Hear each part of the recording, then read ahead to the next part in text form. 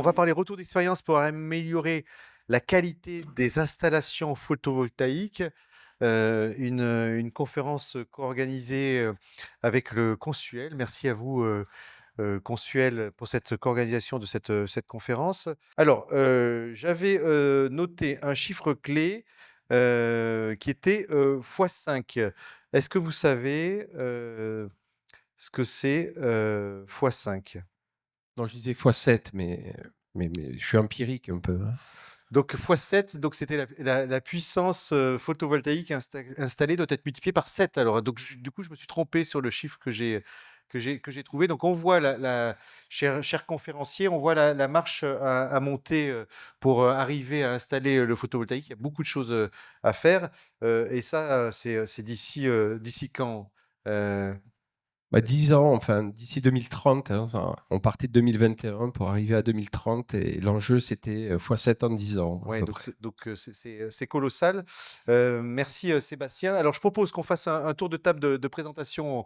On a commencé, pour savoir qui vous êtes. Merci, Flora, vous êtes à distance. Je propose que vous vous présentiez, qui vous êtes, qui vous représentez, puis ensuite on va rentrer dans le vif, du sujet. Flora? Eh bien, bonjour à tous, donc Flora Régnier, je suis responsable des opérations pour le marché des particuliers chez EDF Solutions Solaires, donc en charge du pilotage de l'activité d'installation photovoltaïque pour l'activité résidentielle. Merci, Flora. Un grand plaisir de vous avoir avec nous parce que vous êtes un opérateur, important, historique sur ce sujet. C'est un grand plaisir de vous avoir. Ensuite, Laurent. Bonjour, Laurent Courtial, directeur des ventes pour la société Unex et je pilote les opérations de commercialisation de nos solutions sur le marché français avec une équipe d'une quinzaine de personnes. Merci Laurent d'être avec nous. Sébastien? Bonjour à toutes et tous, donc Sébastien Olivier, directeur client, directeur délégué. J'ai en charge l'ensemble des traitements et des applications administratives techniques sur le plan national, notamment en charge avec le sujet du jour et les attestations de conformité photovoltaïque, mais également la dimension du développement et de l'innovation, très importante au sein du Consuel, et d'autres expertises comme le courant faible et les ouvrages de colonnes électriques. Merci, Sébastien, et ensuite, Elika. Oui, bonjour à tous. Je suis Elika Chalopin, directrice adjointe technique de Consuel. On va en parler tout à l'heure. Effectivement, le photovoltaïque, côté Consuel, ça a pris énormément de l'ampleur. Donc, Sébastien vous présentera tout à l'heure les chiffres. Et moi, je vais m'atteler à présenter plutôt la partie technique. Voilà, on a parlé tout à l'heure d'ailleurs en prenant le café. Je ne sais pas si c'est ce qui génère une surchauffe, mais vous avez beaucoup de boulot, au Consuel, en ce moment, et donc ça doit y participer, certainement aussi. Alors Sébastien, pour commencer, on voulait que, vous commenciez par, nous faire un petit cadrage, des enjeux qualitatifs et quantitatifs. On a commencé à en parler. Je crois qu'il y a quelques diapos que vous avez conçus, Effectivement, deux diapositives et des données pour éclairer ces deux dimensions. Alors, désolé pour la précision et la clarté des données. Quand même, en introduction, je souhaitais évidemment appuyer sur le x5, x7. En tout cas, cette ambition liée à la neutralité carbone, évidemment, à cette sobriété énergétique qui, paradoxalement, on le sait, doit être mise en avant par rapport à une production de consommation qui va être de toujours plus grande. Et je pourrais prendre le cas de la mobilité électrique qui se rajoutera à cette dimension pour faire écho à ce que j'évoque. Donc, il faut évidemment, et je ferai une petite anecdote par rapport à ChatGPT et l'IA, qui est très consommatrice d'énergie aussi, je ferme la parenthèse, mais tout ça pour vous dire que le mix énergétique est, au-delà des enjeux et de toute la production nucléaire et décarbonée, il faut évidemment trouver d'autres solutions. Et le photovoltaïque, en termes de constat, aujourd'hui, ne pèse qu'à l'échelle mondiale que 20% de la production, hein, globale, 80% d'énergie fossile. Donc, il y a encore du travail de développement. Et la chance qu'on a à travers ce photovoltaïque, c'est que c'est une énergie qui est à disposition, hein, et c'est un cadeau du ciel, si je peux m'exprimer ainsi. Et évidemment, il y a un ensemble de solutions et de dispositions qui permettent de développer ces solutions de manière extrêmement rapide et à la fois avec une ampleur assez importante, et je vais l'éclairer à travers les chiffres. Dernier point avant de passer aux données, évidemment, ce développement, il doit s'accompagner de la qualité. C'est quand même à l'ordre, c'est l'essentiel de notre thématique aujourd'hui. Comment améliorer les installations?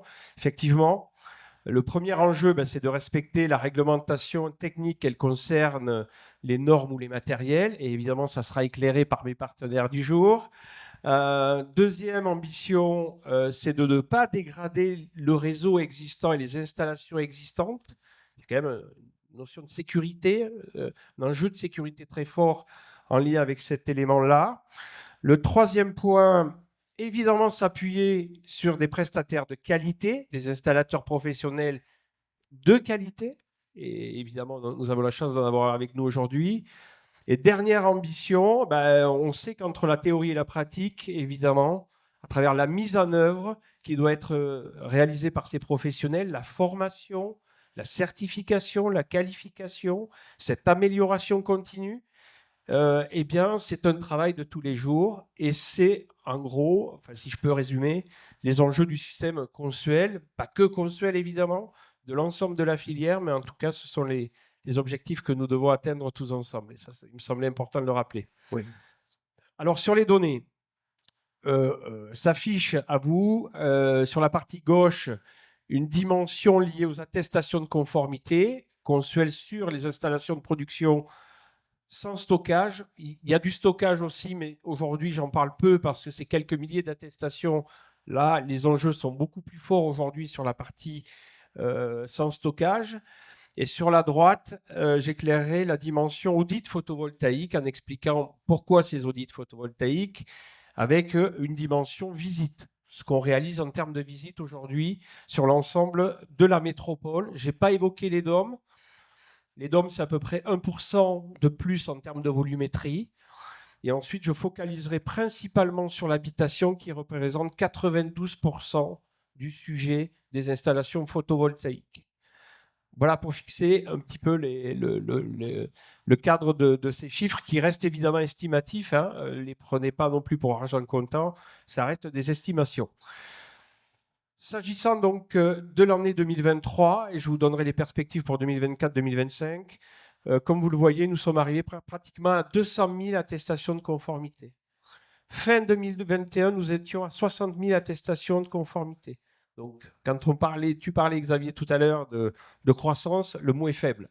Et évidemment, ça, ce sont des chiffres. La mise en œuvre opérationnelle, évidemment, concourt à développer pas mal de choses et qui nous met évidemment sous tension. Ça a été évoqué tout à l'heure.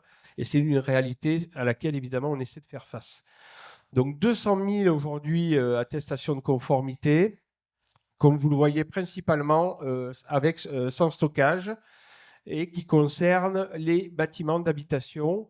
La puissance moyenne aujourd'hui, donc vous avez la segmentation qui est indiquée, la puissance moyenne aujourd'hui c'est 4,5 kVA.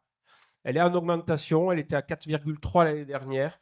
Donc plus ça va, plus les installations sont quand même importantes. On peut dire moyenne. Ça représente quelle surface de panneaux 4,5 juste comme ça pour éclairer notre public, Lika Alors moi j'ai pas forcément la réponse, Elika, tu as... C'est l'espace en fait d'une toiture, mais l'augmentation de puissance pour expliquer pourquoi cette augmentation de puissance, c'est que les panneaux en fait en 10 ans ont évidemment des performances qui sont plus importantes. Un panneau il y a 10 ans faisait à peu près 250 watts, pardon. Et aujourd'hui, on a des panneaux qui atteignent à peu près 400 watts. Donc, ceci explique pourquoi, avec la même superficie, finalement, on arrive à atteindre des puissances plus importantes. C'est parce que nous avons des panneaux qui sont plus performants, mais la surface, en tout cas, des toitures, elle n'est pas forcément plus importante pour répondre à votre question, mais c'est plutôt par rapport à la performance aujourd'hui des panneaux qui font que les puissances augmentent de manière mécanique à travers les avancées technologiques. On continue sur les chiffres. Alors les chiffres, rapidement. Donc, c'était intéressant de vous donner une visualisation de la répartition, hein, et de la volumétrie associée à cette segmentation des attestations. Bon, on remarque, on s'en doutait un peu, que la façade ouest et sud, même sud-est, est quand même principalement concentre. Hein, Ça, c'est la carte de France. ça, c'est la carte de France avec le nombre d'installations suivant la. Plus c'est sombre, Plus c'est sombre, plus il y a oui. effectivement d'installations et d'attestations de conformité. Ouais. Donc, c'était intéressant d'avoir cette vision. Le nord aussi, je vois, il y en a, c'est amusant, il y en a pas mal dans le nord. Et oui, alors c'est aussi pour éclairer le fait qu'il n'y a pas que dans le sud aussi qu'il y a des attestations, il y en a aussi dans le nord et de manière importante, et ça marche aussi parfaitement correctement. Voilà pour les chiffres de 2023. Sur l'estimatif 2024, on est sur une croissance de 30%, donc quasi 230 000 attestations. Et les estimations prévisionnelles que l'on fait pour 2025, c'est de l'ordre encore de 15 à 20%. Donc évidemment, c'était assez exponentiel à partir des années 2000-2021. On tend vers l'asymptote peut-être, et encore que. Voilà les prévisionnels qui sont les nôtres et qui seront, je pense, largement éclairés par Laurent tout à l'heure et par Flore sur la partie installateur. S'agissant des audits PV, donc nous faisons aussi des audits photovoltaïques. Alors, rapidement, dans quel cadre? C'est en lien avec l'arrêté tarifaire de 2021 qui fixait les conditions d'achat pour le rachat de l'électricité. Celui-ci impose aux installateurs d'être qualifiés certifiés. Il y en a 4 aujourd'hui acteurs, je vais les citer de manière exhaustive. Donc, Qualité ENR, Qualifelec, Qualibat et Certisolist. Tu me dis si je ne fais pas de bêtises, Elika.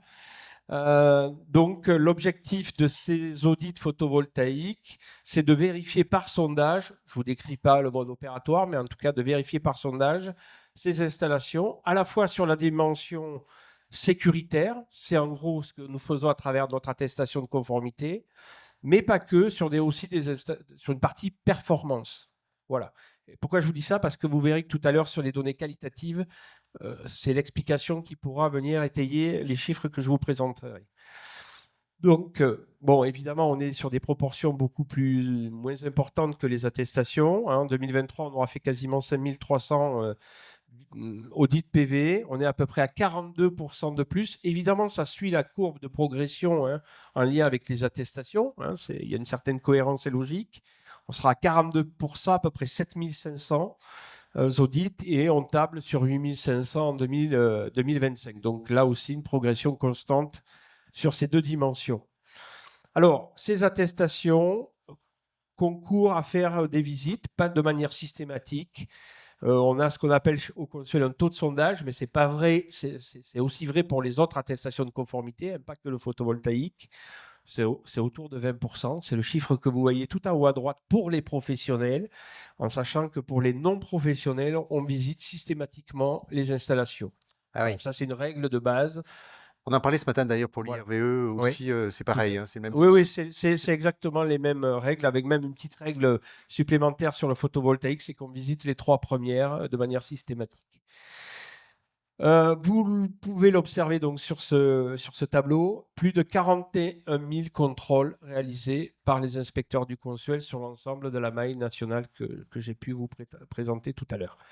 Voilà, donc là aussi une augmentation évidemment par rapport à 2022 significative, de l'ordre de 87% pour les professionnels et 141%. Enfin, voilà, donc on suit cette trajectoire de croissance. Voilà pour les données quantitative. Voilà, ben là on a des chiffres, mais c'est bien de commencer comme ça et de. C'est toujours bien de savoir d'où on part, quel est l'état des lieux et quelles sont les perspectives. Mais les x7, là si je vois, ça va être compliqué de faire x5. Il y a déjà eu une fois quelques-uns là. Ouais. Voilà, on a déjà entamé la multiplication et le développement des installations. Alors, ce qu'on disait en préparant cette conférence, Sébastien, c'est qu'il y a un double geste à opérer. C'est déployer plus de panneaux, mais que ces panneaux fonctionnent correctement. Et donc, il faut assurer un niveau de qualité. C'est super d'avoir Flora avec nous pour EDF Solutions Solaires, qui sera notre grand témoin sur ce sujet-là. Mais effectivement, il faut qu'on ait des installations de qualité. Tout à fait. C'est un lien avec les piliers stratégiques que j'évoquais en préambule sur la sécurité, tant des installations elles-mêmes que du réseau et des infrastructures qui les accompagnent.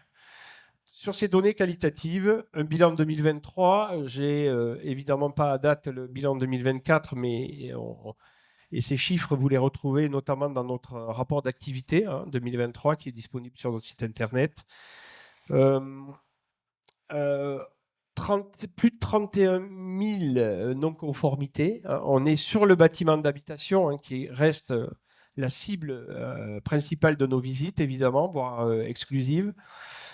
On découpe sur ce qu'on appelle des anomalies dites prioritaires. Je ne vais pas trop rentrer dans le détail, mais c'est les anomalies dites de sécurité. Et évidemment, dans ces anomalies génériques, il y a un certain nombre de points. Elika en développera tout à l'heure quelques-uns que j'ai pu mettre en exergue puisque j'ai essayé de vous donner les principales anomalies que l'on observe au niveau national. En sachant que le taux global aujourd'hui de rapports qui sont satisfaisants au premier passage est de l'ordre de 44%. Alors certains diront que c'est bien, d'autres diront que ce n'est pas assez bien, voire pas bien du tout. Je vais vous laisser juge à chacun de juger ce chiffre-là, mais en tout cas, la perception qui est la nôtre, c'est qu'effectivement, il y a beaucoup de turnover aussi dans la profession, beaucoup d'évolutions normatives, des évolutions permanentes. Donc évidemment, tout ça éclaire encore plus la dimension d'accompagnement des installateurs que j'évoquais tout à l'heure et probablement une explication de ce résultat qui est perfectible. Évidemment. Ouais. Si on met en regard par rapport aux autres activités Bah alors, je faisais cet écho sur les IRVE ici il y a quelques temps. Je pense que c'est à peine un peu inférieur. On est quand même autour d'une sur deux en règle générale. Elika me reprendra. Oui, c'est à peu près ça l'ordre de grandeur générale. C'est comparable, c'est vraiment comparable. Même une installation électrique sur du neuf, on va trouver les mêmes choses. Et on a quand même une tendance qui reste quand même à une stagnation, voire à la baisse. C'est ça la bonne nouvelle. Si on regarde, on compare les chiffres de 2022-2023, notre bilan d'activité, on voit qu'on commence à baisser un tout petit peu, ce qui est quand même la bonne nouvelle. Alors, c'est pas significatif, mais on s'améliore et effectivement, quand on est sur on parle de qualité des installations, on voit qu'on s'améliore. 1% d'amélioration là. Non, alors non, c'est dégradation, mais c'est pareil, c'est un estimatif. On va être dans les mêmes ordres de grandeur, mais encore une fois, il y a beaucoup de mouvements sur la techno qui peuvent expliquer aussi, et on va le voir après sur le type d'anomalie, notamment sur la signalisation. Bon, il y a des choses plus ou moins importantes malgré tout dans ce qu'on peut relever. Donc, je ne rentre pas dans les différents tableaux, vous les avez, mais quand même, un chiffre à retenir et qui vient étayer ce que je disais en préambule, c'est la mise en œuvre. 58% et plus d'anomalies aujourd'hui se situent sur la mise en œuvre. Donc, je veux dire, voilà, c'est bien beau d'avoir la norme, de la respecter, mais une fois arrivé sur le chantier, de manière très pragmatique, ce n'est pas toujours aussi simple. Et c'est bien là le rôle et l'accompagnement qui doit être celui du consuel au quotidien dans cet axe-là, à travers toute la filière, évidemment. Donc, on éclairera ça. Bon, les deux points principaux sur la mise en œuvre, pour ne parler que d'eux, c'est la signalisation, donc une étiquette. Et l'autre, c'est le mode de pose des canalisations. Mais là, je vais faire attention parce que j'ai des experts autour de moi et ils en parleront tout à l'heure. Je ne reviens pas sur les autres points. Dernier sujet sur la dimension qualitative, ce sont les audits photovoltaïques que j'éclairais tout à l'heure aussi. Si on fait le comparatif sur cette première visite satisfaisante, on est à 32%, donc un peu moins, 10% de moins. Mais je rappelle, et c'est ce que je disais, qu'il y a la dimension performance qui explique évidemment des anomalies supplémentaires en lien avec ce sujet-là. Voilà pour dresser rapidement l'état des lieux sur les installations photovoltaïques vues par Consuel. Merci Sébastien là, pour ce premier état des lieux. Alors, Flora, on va continuer avec vous. D'ailleurs, je crois que vous avez prévu aussi quelques diapos.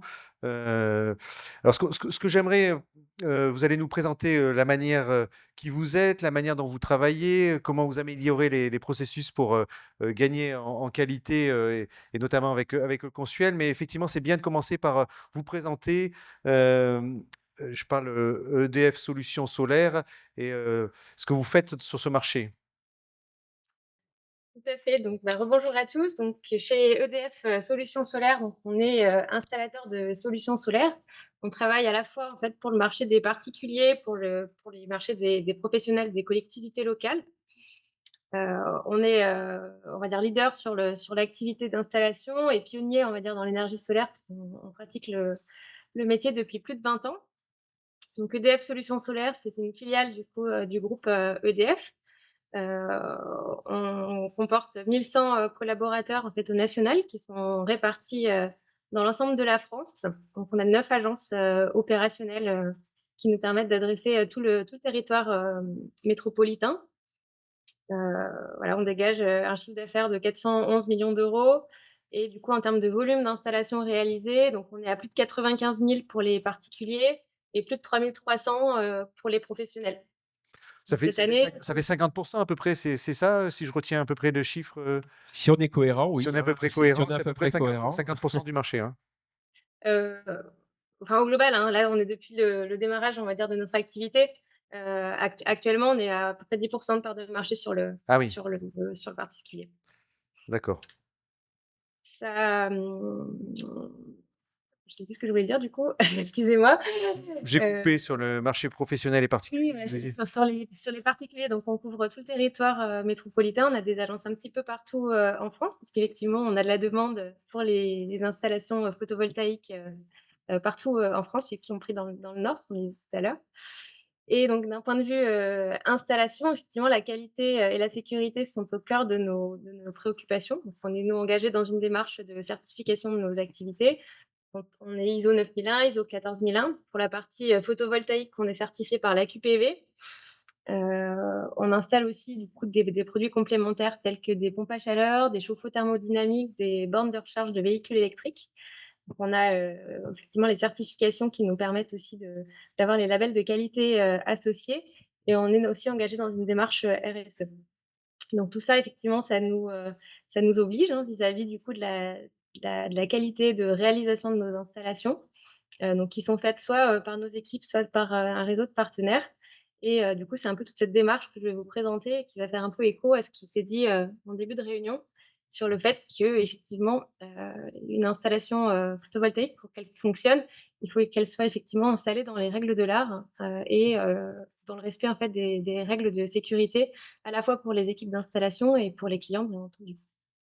Alors rentrons dans le vif du sujet. Alors, effectivement, sur les contrôles, qualité des installations. Alors, voilà, déjà avant de rentrer dans les contrôles, qualité, donc comme, le disait Sébastien tout à l'heure, la base en fait, ça reste la compétence en fait des équipes qui vont installer, réaliser les installations photovoltaïques. Donc chez EDF, Solutions Solaires, on est très vigilant en fait vis-à-vis du niveau de compétences, vis-à-vis des qualifications, des certifications de nos équipes d'install et de nos partenaires. Et du coup, on va aller, vérifier, on va dire, avant, de sélectionner un partenaire, qu'il dispose bien, en fait, de toutes les exigences, en fait, dont on a besoin pour, sécuriser le fait que les installations soient faites en sécurité et en qualité. Donc ça nécessite donc d'avoir des compétences, électriques, bien entendu, mais aussi en couverture. On va rechercher effectivement des équipes qui ont une expérience dans le photovoltaïque. On a une attention, très forte sur, les habilitations électriques, sur le travail en hauteur, bien entendu.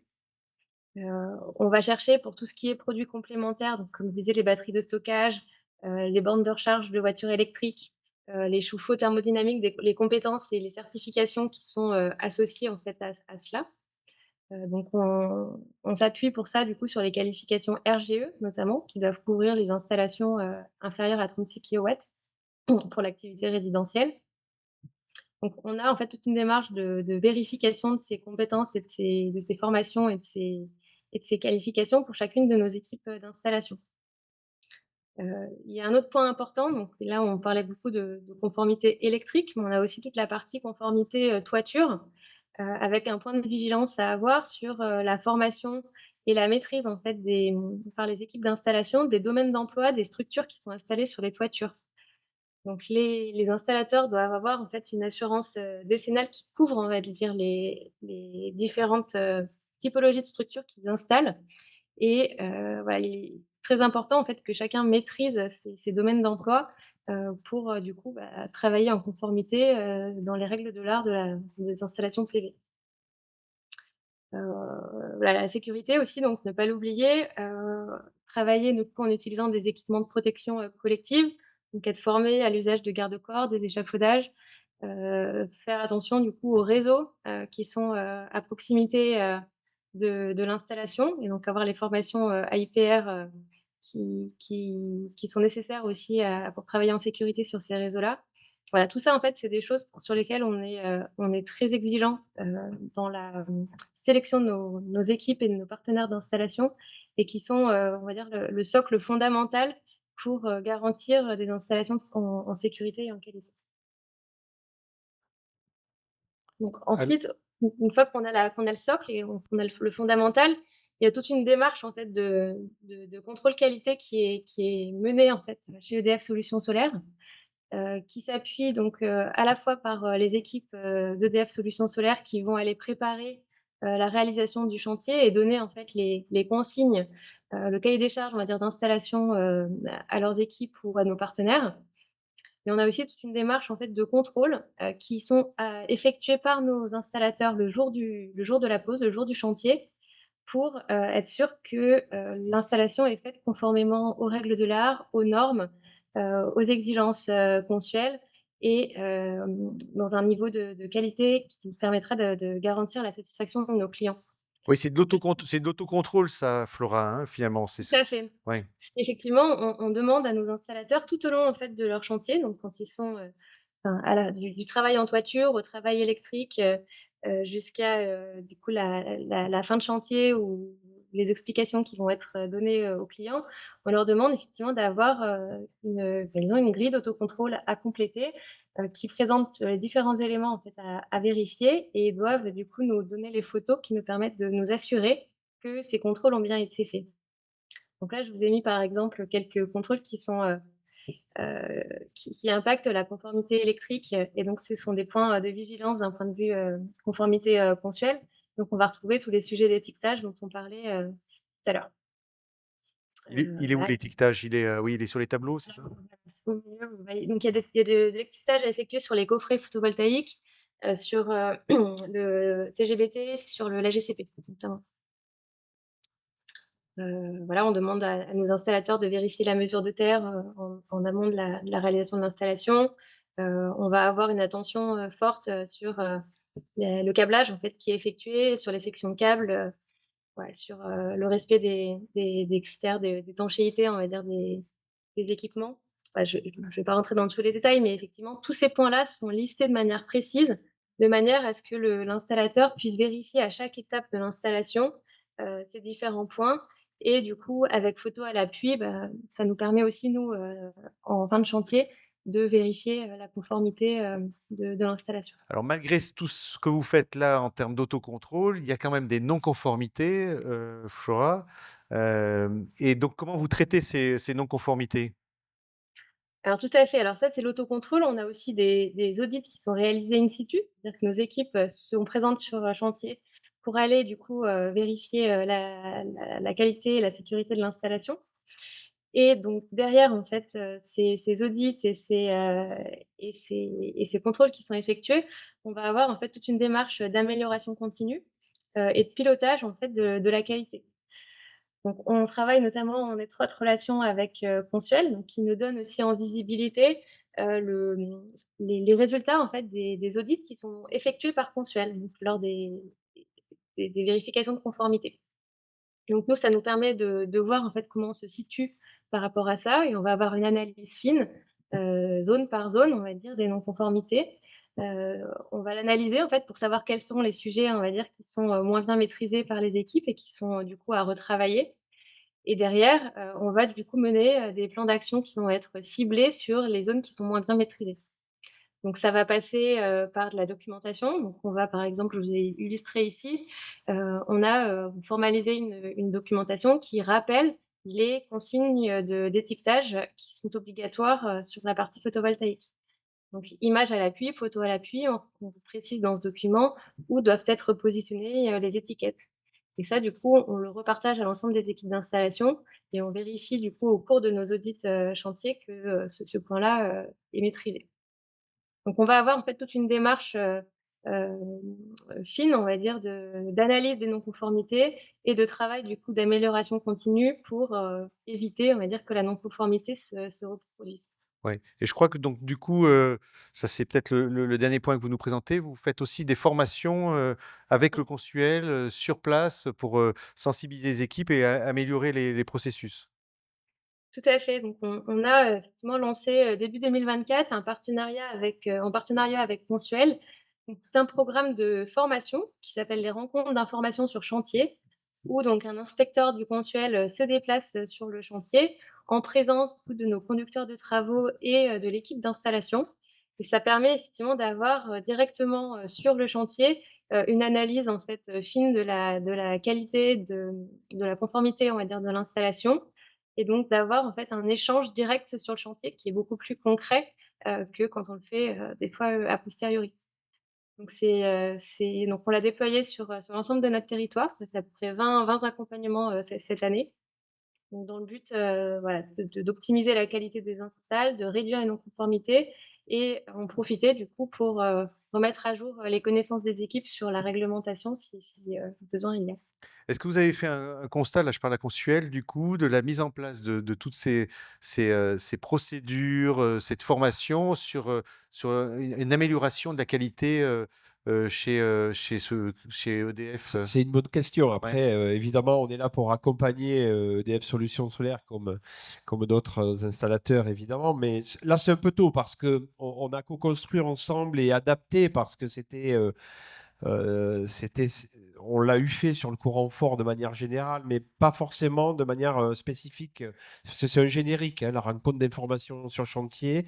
Et donc, on a adapté un petit peu la réponse aux besoins d'EDF Solutions Solaires pardon, sur le sujet.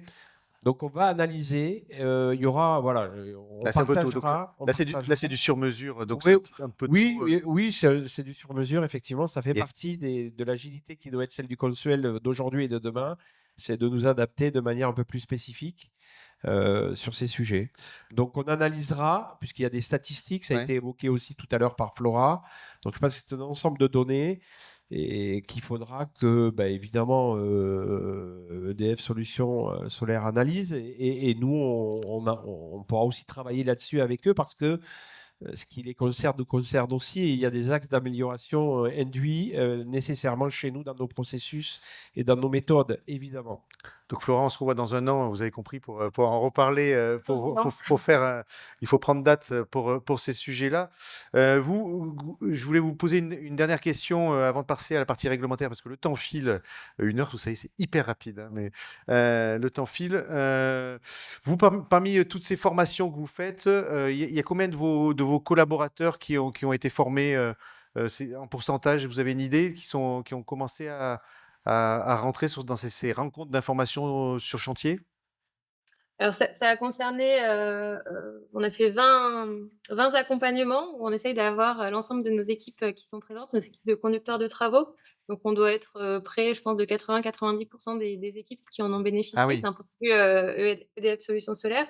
Après, par contre, pour les équipes, d'installation, étant donné qu'on le fait sur un seul chantier, on n'a qu'une seule équipe d'installation qui est présente. Donc pour l'instant, ça a concerné, ouais, on va dire une vingtaine d'équipes, d'install, donc ça sera à consolider, ensuite et à faire évoluer. Mais en tout cas, les retours sont très positifs et c'est un dispositif, effectivement qui permet d'ancrer, la culture, conformité, dans dans dans l'écosystème. merci pour ce témoignage, Flora, mais on reviendra pour les questions auprès de vous. Elika, allez, on continue tout de suite avec votre présentation. Je vais vous donner ce qu'on voulait, c'est que vous fassiez un rappel réglementaire.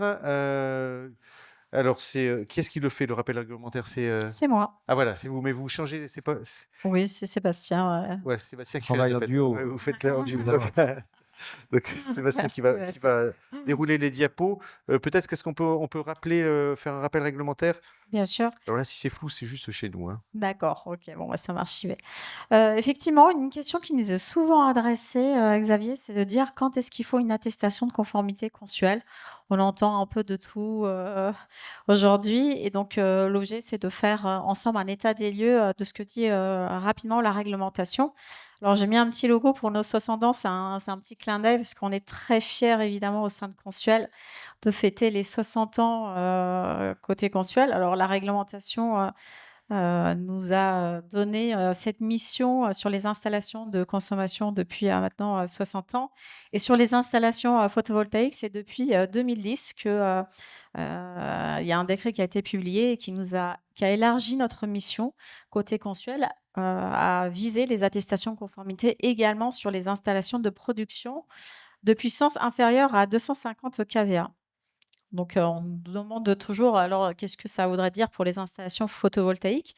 Alors déjà, c'est important de se dire que les installations, photovoltaïques, quand on parle d'autoconsommation, sont raccordées au réseau. Ça, c'est très important et on le rappelle aussi, c'est important aussi pour tous ceux qui font de l'autoconsommation, quelle que soit la typologie de l'autoconsommation, qu'on soit en autoconsommation totale ou partielle, donc on a de l'injection de surplus. Bah, d'une part, c'est important de se déclarer auprès de son gestionnaire du réseau. Donc ça, c'est important, première étape. Et deuxième étape, bah, jusqu'à 250 kVA. Donc, il y a obligation de déposer une attestation de conformité consuelle, quelle que soit finalement la typologie. Vente totale, on l'avait auparavant. Maintenant, on parle beaucoup plus des installations qui sont en autoconsommation, qu'on soit en injection de surplus ou en injection totale. Et c'est important, je voulais insister aussi sur le fait que la réglementation n'a pas de seuil minimum. On vient le voir, c'est un seuil de 250 kVA max. Alors évidemment, on en a des chantiers au-delà de 250 kVA qui sont déposés à titre volontariste. C'est évidemment qu'on vise et qu'on saisit les dossiers. Mais c'est important aussi de se dire qu'il n'existe pas de seuil minimum. Mmh. Donc, on parlait tout à l'heure de la puissance moyenne, hein. Sébastien a évoqué tout à l'heure autour de 4 kVA. Mais évidemment que les installations de moins de 3 kVA font partie des obligations réglementaires qui imposent aux producteurs et aux installateurs, évidemment, de déposer l'attestation de conformité. Alors je vois 2 attestations, pardon, 2 couleurs, donc j'imagine 2 référentiels. Exactement, c'est tout à fait ça. Alors, pour le coup, la couleur des attestations, elle est plutôt technique puisque au démarrage en 2010, avec les pouvoirs publics, lorsqu'on a démarré le photovoltaïque, on n'avait pas encore les installations, avec batterie. Puis en 2016, bah, on a vu, de plus en plus, d'installations qui faisaient, photovoltaïque couplées avec, des batteries.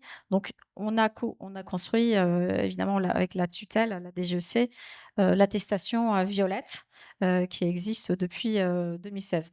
Donc les 2 attestations couvrent aussi bien les installations en résidentiel que hors résidentiel.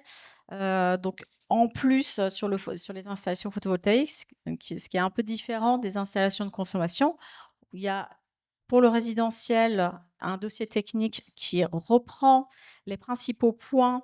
C'est un résumé, grosso modo, des éléments techniques, qui nous permettent en fait, aussi ça accompagne aussi, notre, inspecteur lorsqu'il vient sur site de vérifier, la cohérence. On va le voir, tout à l'heure d'ailleurs, dans les non-conformités, que je vais vous présenter tout à l'heure. Il y a le certificat de découplage de l'onduleur. Donc, on va arriver justement, j'en profite pour ceux qui nous écoutent aussi, à partir du 1er janvier 2025, il y a une échéance importante, c'est que ça va être la fin des certificats de découplage, à la DIN VDE. On va passer sur des certificats de conformité à la norme EN 50549-1 et -2.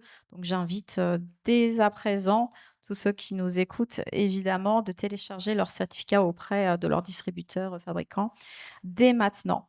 Et évidemment, pour pouvoir, on est un organisme technique, donc le schéma de principe de l'installation, photovoltaïque, objet de l'attestation, doit être joint et nous être adressé. Donc l'ensemble de ces éléments-là, évidemment, les dossiers techniques, vous les avez, vous pouvez prendre connaissance pour ceux qui se lancent dans le secteur aussi, sur notre site internet, je vous ai mis, la référence.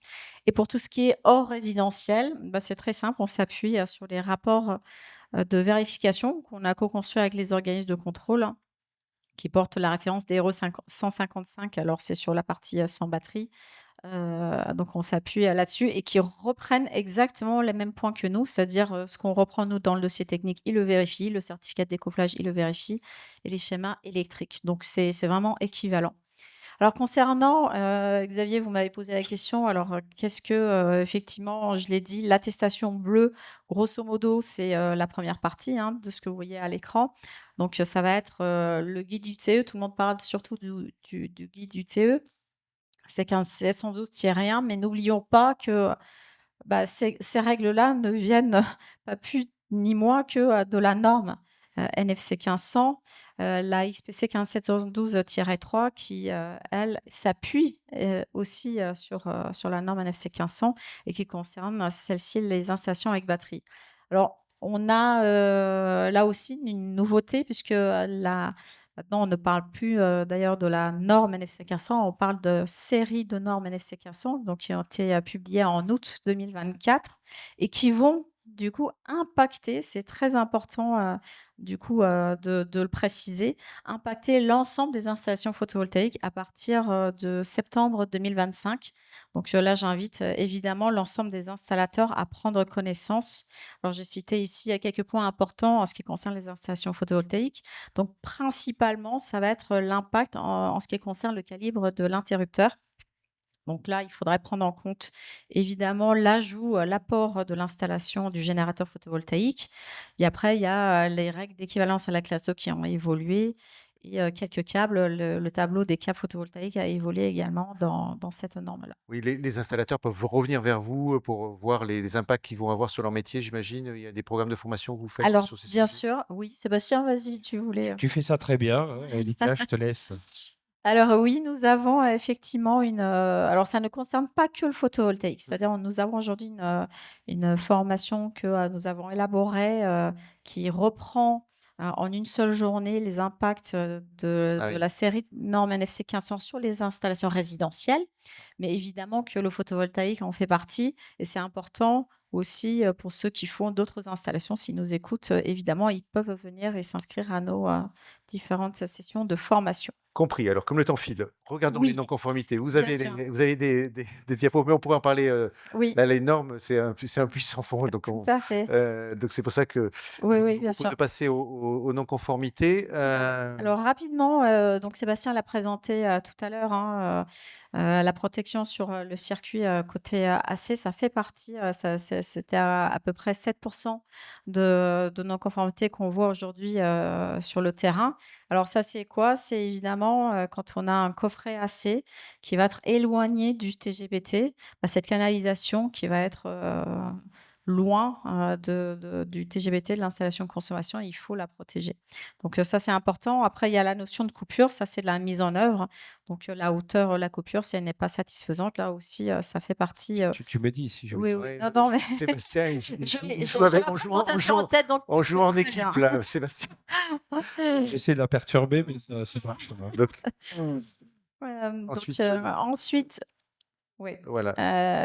Donc Flora l'a évoqué, la bonne étiquette au bon endroit, ça c'est important évidemment, de vérifier, bah, la présence et puis surtout aujourd'hui on le voit de plus en plus, on voit des étiquettes qui sont apposées mais qui ne sont pas forcément au bon endroit. Donc là aussi, c'est important de se dire c'est pas juste je colle les étiquettes, un peu comme, je pense être.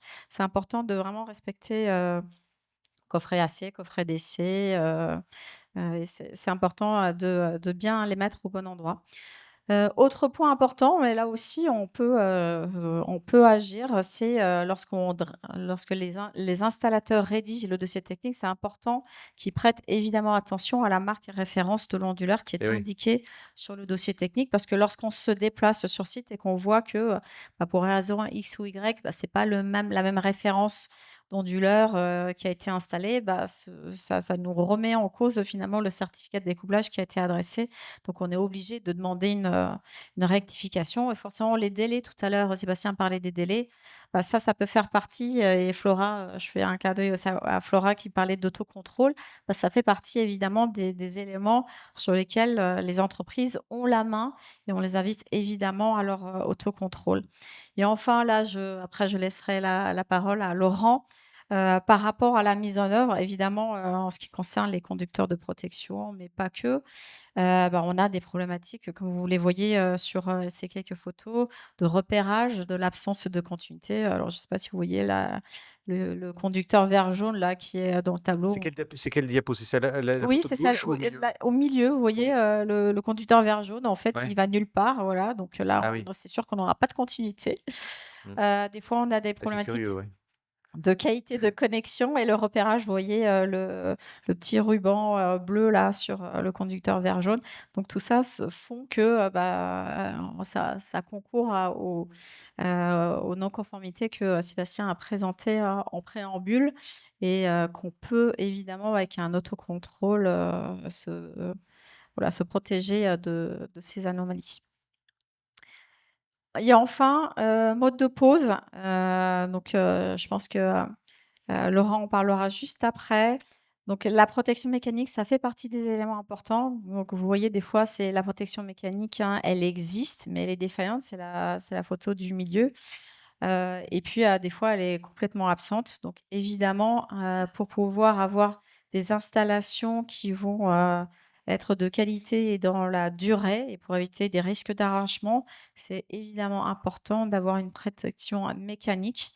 Alors au-delà, de la partie, contact direct où on peut avoir aussi, d'autres non-conformités, en ce qui concerne les modes de pause. Mais, en tout cas, c'est important de prêter attention à ces quelques points qui sont les principaux points que nous rencontrons, sur site, côté Consuel. On espère que l'année prochaine, quand on sera là, on verra Ah bah oui. évidemment une diminution de ces, anomalies-là. Merci Elika là pour, cette présentation. Le public, hein, pour vous rappeler, vous aurez les présentations en fin de conférence. Laurent, alors quand on a préparé, cette conférence, on se disait oui, c'est aussi un investissement, quand on installe, du photovoltaïque, c'est d'investissement long terme, et donc il faut avoir une garantie que ça fonctionne sur la durée, et les câbles et en tout cas les chemins de câbles y concourent.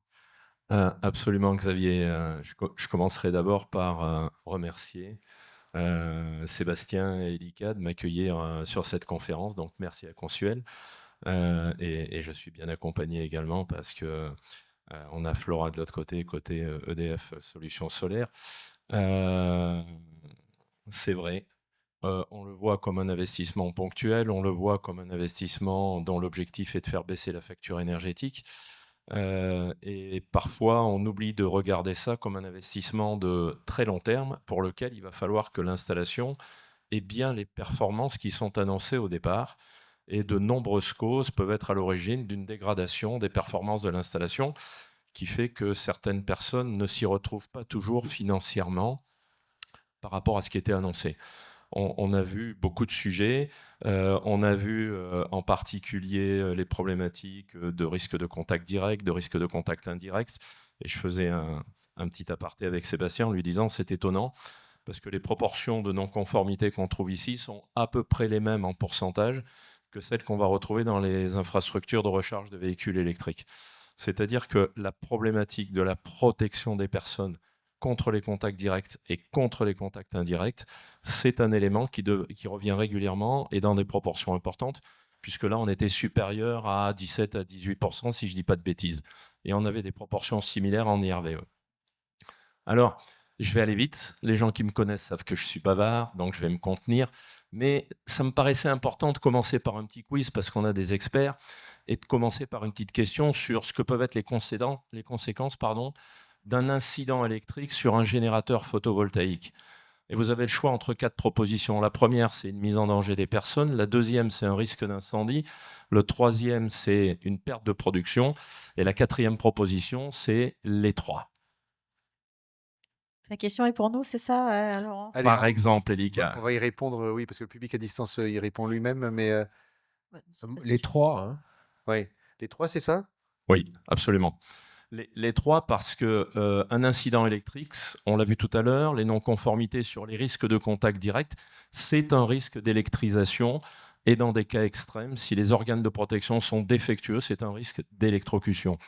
Le risque d'incendie, une installation photovoltaïque, c'est l'installation qui présente le niveau de risque incendie le plus important dans l'habitat individuel, parce que on a une partie qui est en courant continu. En courant continu, un arc électrique ne disparaît jamais.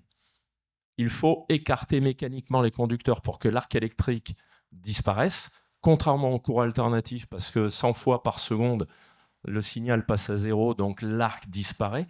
Mais en courant continu, s'il s'établit et qu'il n'y a pas d'intervention extérieure, l'arc va s'entretenir et l'énergie qui va se dégager va provoquer la combustion des matériaux qui se trouvent autour. Ça, c'est un risque majeur sur une installation photovoltaïque. C'est tout l'enjeu de la qualité de la mise en œuvre d'une installation photovoltaïque et de la bonne protection de l'ensemble des conducteurs.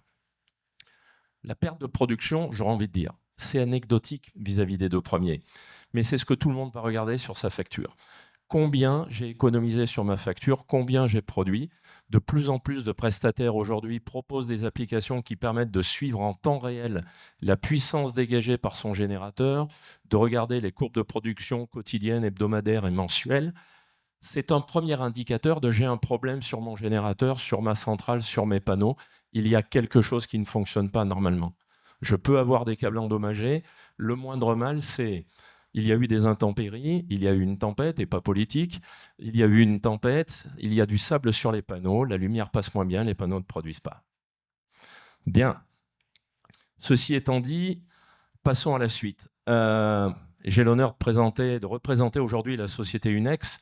Nous sommes un fabricant indépendant, familial, créé en 1964, qui relève le défi de proposer 100% de solutions isolantes pour la protection des câbles et la pérennisation de leurs fonctionnalités dans tout type d'installation. Nous maîtrisons la fabrication avec nos matières premières, nos outils, à 100% sous la marque Unex, et à tout moment, nos produits sont disponibles sur stock, à disposition via un réseau de revendeurs, environ 500 points de vente en France, et pas seulement, nous sommes présents partout dans le monde, et des produits qui s'inscrivent à la fois dans une logique vertueuse, parce qu'on va s'intéresser, c'est d'actualité, c'est indispensable aujourd'hui, au cycle de vie du produit, le choix de la matière première jusqu'à la recyclabilité du produit en fin de vie, en n'oubliant pas un paramètre, c'est que le meilleur moyen de recycler un produit, c'est de ne pas avoir besoin de le faire, donc de faire en sorte d'avoir des produits qui durent le plus longtemps possible, éventuellement même pouvoir être réutilisables. Il n'y a rien de pire que de broyer un produit pour en refaire de la matière première, ça consiste à détruire de la valeur. L'idéal, c'est de pouvoir le réutiliser.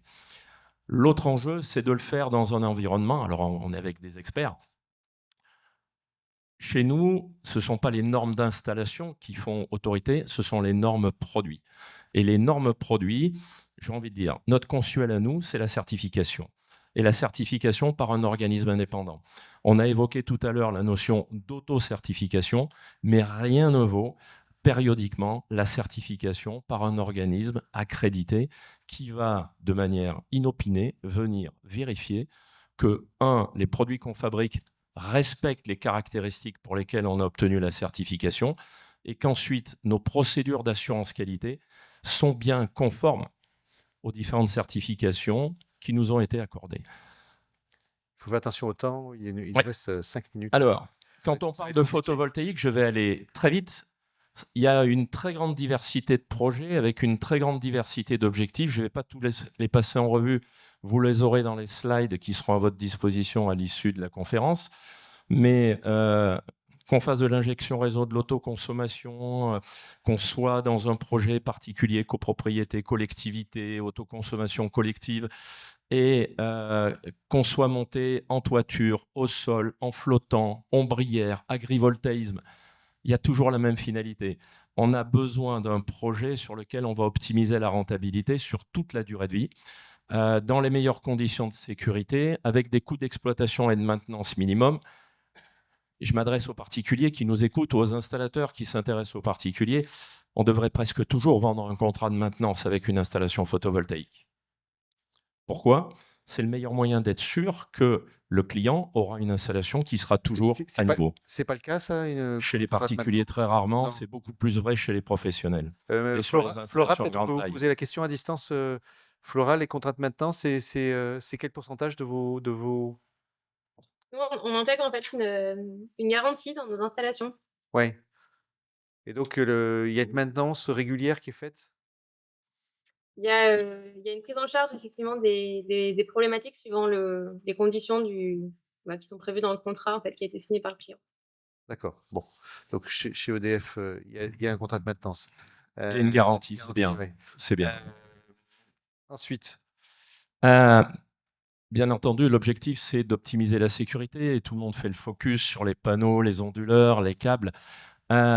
Mais il y a ce que j'appelle moi un cordon ombilical entre la centrale et le raccordement au réseau qui va faire la rentabilité du projet. Ce sont les câbles et ce sont les équipements, conduits, canalisation, goulottes, chemin de câble, qui vont protéger les câbles.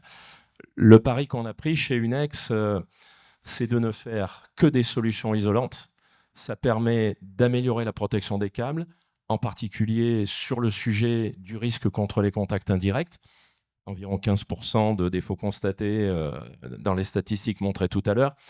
L'enjeu de proposer des solutions isolantes, c'est qu'il n'y a pas besoin de les mettre à la terre. Et si on n'a pas besoin de les mettre à la terre, ça ne peut pas être mal fait puisqu'il n'y a pas besoin de le faire. Donc, on va faire un focus à travers deux gammes principales de produits. Une qui va être destinée aux particuliers et aux installations particulières. C'est une gamme de goulottes. Cette gamme de goulottes, elle a la particularité de résister aux UV, d'être isolante, d'être non métallique, qui résiste à la corrosion. Elle va résister aux intempéries.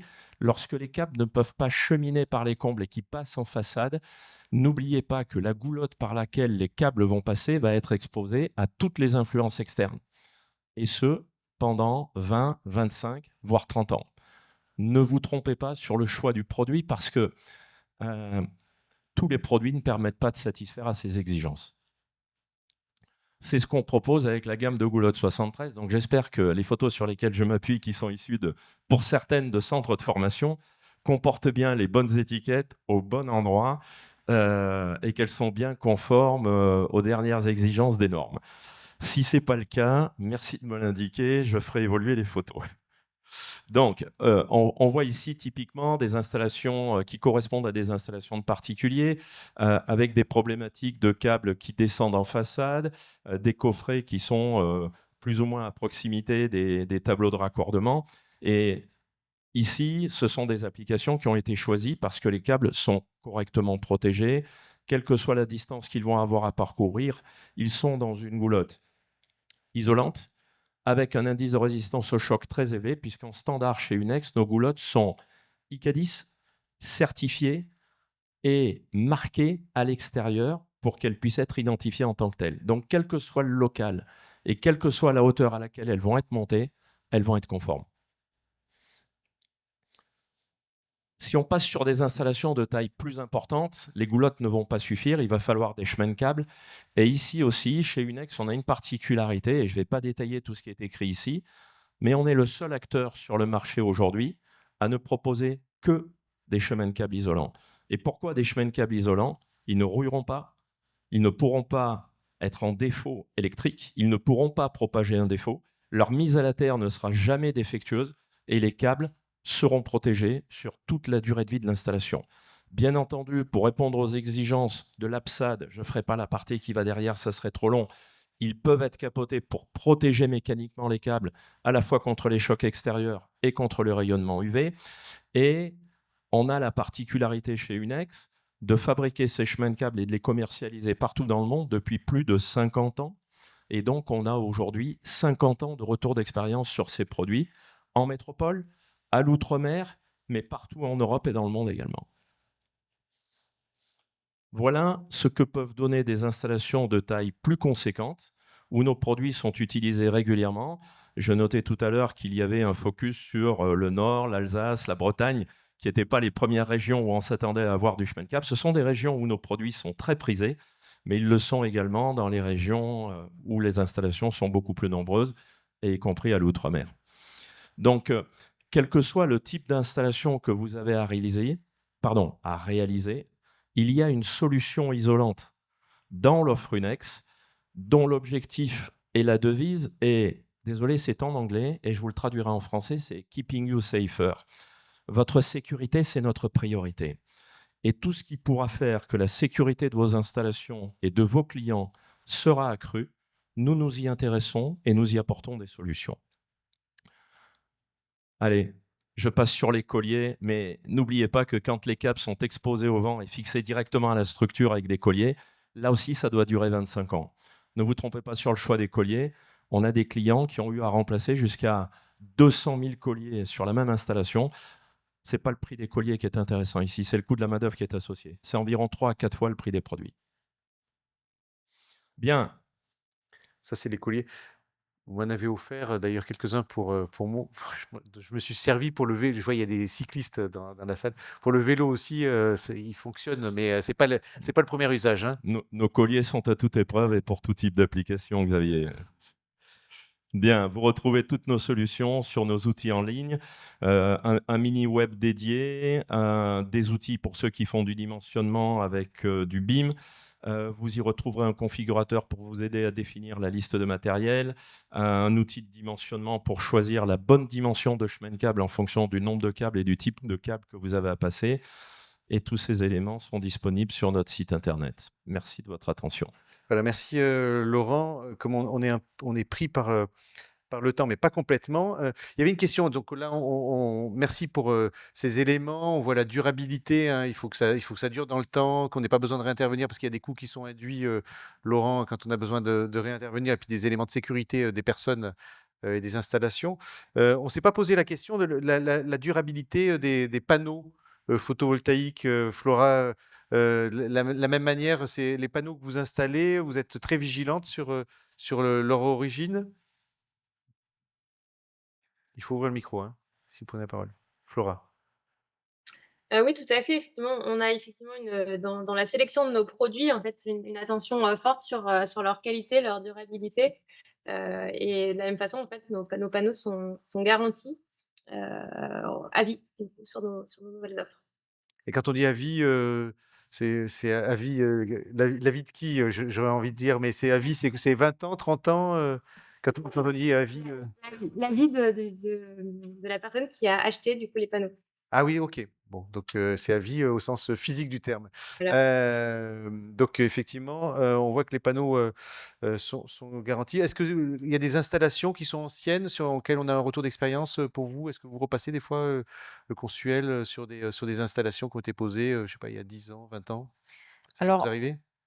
Ça arrive uniquement lorsque, il y a, par exemple, il y a une modification de la puissance installée. Effectivement, il y a ce qu'on appelle la modification, pardon, substantielle. Donc, c'est à hauteur de plus de 10 la puissance installée.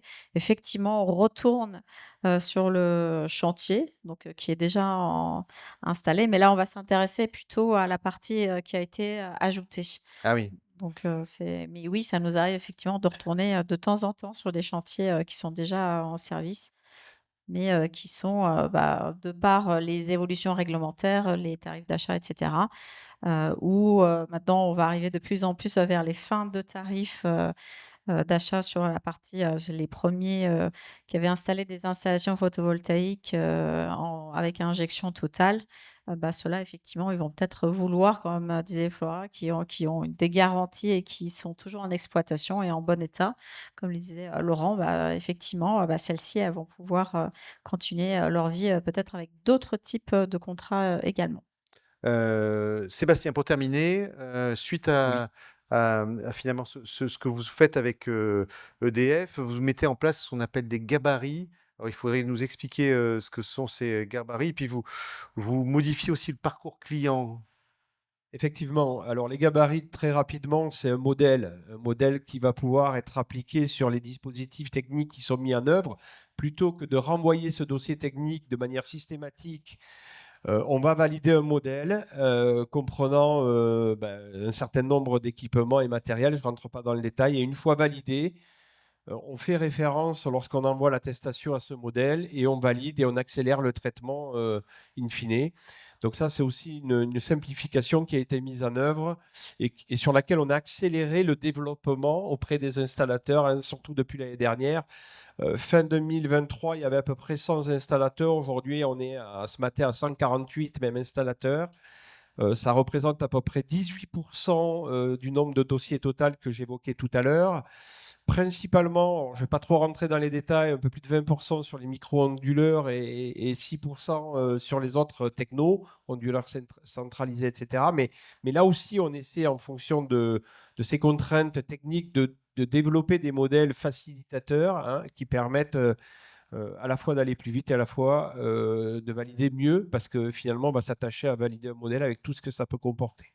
Donc ça, c'est vraiment une orientation forte qui a été initiée. Sur le photovoltaïque également, dans les parcours clients, on a aussi permis d'envoyer un avis de visite au maître d'ouvrage pour faciliter l'accessibilité à son logement et l'ouverture et le passage de l'inspecteur du consuel. Ça fait aussi écho à ce parcours client. Et de manière générale, dans les orientations et les objectifs stratégiques qui sont les nôtres sur ce sujet-là, qui comprennent aussi la visite, parce qu'on a des critères aujourd'hui de réalisation de la visite qui sont un peu anciens, en tout cas pas au goût du jour, si on peut comparer à d'autres systèmes de planification, de formalisation de ces orientations pour cette visite. Donc il y a une orientation forte et un objectif stratégique très important au sein du Consuel pour les 2-3 ans qui arrivent, de manière à développer des parcours clients différenciés, différenciants et adaptés au plus possible, évidemment, aux besoins de l'ensemble des installateurs et des clients finaux, puisque c'est quand même l'objectif recherché. Donc tout ça, évidemment, est en co-construction et élaboration. On pense au Consuel aussi que ça soit mieux que ce soit nos clients, nos installateurs qui nous aident à élaborer ces parcours clients. Donc on accompagne aujourd'hui certains d'entre eux, et ça a été évoqué tout à l'heure par Flora, sur ces sujets. Et précisément sur le point que j'évoque, c'est des réunions d'échange. C'est ce qu'on appelle des key users qui nous expliquent exactement, et j'ai évoqué mon espace Consuel, comment ils utilisent nos services, ce qu'ils attendent de nos services, quelles sont les actions d'amélioration, parce que c'est quand même plus simple porter dans ce sens-là plutôt que nous, on imagine toutes les solutions et qu'au final, elles ne soient pas adaptées, en tout cas pas à ce qu'attendent nos clients. Donc ça aussi, c'est une évolution assez majeure. En tant que directeur client, j'aurais du mal à vous dire autre chose. En tout cas, l'ensemble des équipes et du Consuel aujourd'hui est engagé sur ces sujets et à l'écoute évidemment de nos partenaires. Évidemment, Laurent est là aujourd'hui, Flora aussi. Et on nourrit des accompagnements spécifiques. On a évoqué les rencontres d'information sur chantier, les statistiques. Et tout ça aussi va nourrir un objectif stratégique majeur, c'est la satisfaction de nos clients. Bon, aujourd'hui, effectivement, à travers nos délais, ils le sont peut-être un peu moins, mais encore faut-il modéliser ces satisfactions, ces expériences clients. On a créé au Consuel un service de la relation client en 2022, donc c'était il n'y a pas si longtemps. Donc, on co-construit un certain nombre de choses à travers ça. Et dernier point, qui est peut-être pas dans la continuité de ce que je vais dire, mais on doit aussi, sur ces services et ces usages dédiés installateurs, être bien meilleur, simple dans l'utilisation et facilitateur dans l'utilisation. Donc, on va travailler aussi précisément sur ces dossiers techniques, sur des sujets d'aide au pré-remplissage, avec une historisation personnalisée pour chaque installateur. Donc, ça fait appel à des sujets actuels, hein, autour de la data et de l'IA, parce qu'on pense que ça peut évidemment faciliter le travail et la compréhension de nos documents, qui parfois sont quand même très techniques. Hein. Faut dire les choses, hein. Je ne critique pas le travail qui est fait, mais évidemment qu'on a besoin d'historiser, d'accompagner ces changements, puisqu'on le voit, au-delà de ce qui est en cours, il y a ce qui arrive et il y a beaucoup d'évolutions. Donc, il faut être très prégnant dans la communication et l'accompagnement qui doit être le nôtre. Donc ça, c'est le Consuel agile que je porte au sein de la direction client et qu'on porte en général avec la direction technique également. Hein. Et je voulais le souligner particulièrement aujourd'hui, que ce Consuel, il est en mouvement et qui vous accompagne au quotidien.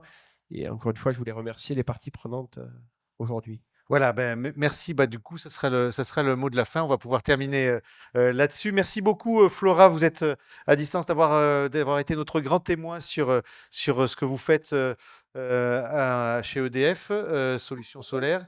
C'est un grand plaisir de vous avoir avec nous. Merci, Laurent, Elika et Sébastien.